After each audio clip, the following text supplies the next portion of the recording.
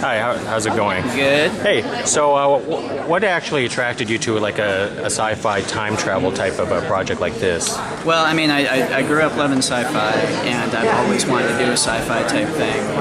And so, kind of the first opportunity I got to, the first time like I had an idea that I thought actually worked, I kind of jumped on it. So, in a time travel movie specifically, it's interesting because you can take a really grounded sci-fi approach with it. It's not like doing a space movie or doing a far future movie where you have to have a lot of effects. With time travel, you can get away with being a little grittier, I think. Now, one of the biggest problems with time travel movies is usually like big fans or critics are trying to find holes in it. Are you worried? Or are you worried about that? Well, I mean, I think that's part of the fun, and I think that.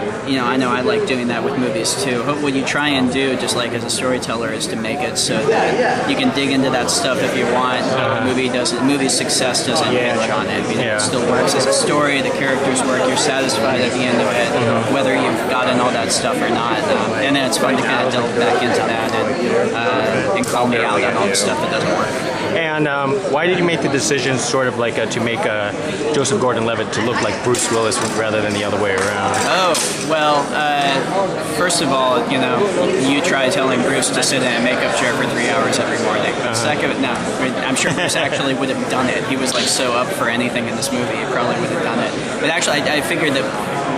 I think culturally we're so aware of what Bruce Willis looks like, and just because Joe is a younger actor and he's starting to really become a movie star now, but people are, he doesn't have the impression yet that Bruce Willis does. I think 30 years from now he will, but it seemed to make more sense to kind of meld him to Bruce than the other way around. And also Joe, it was just a really fun challenge for Joe. Joe really loves transforming himself with each role, and so the idea of becoming Bruce, becoming another person, basically, was something that was really appealing to him. Okay, one last question.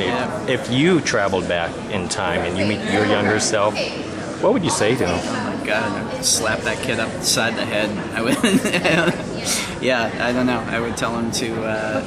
I wouldn't tell him a single thing. I'd be afraid that I would screw him up if I would tell him something. So you try to avoid him? I would try and avoid him. I could do nothing but damage to my younger self. And then I'd come back to the present, and I'd just find a wasted version of my present self, like, living under a freeway on. So you would never like to meet yourself? No, my God.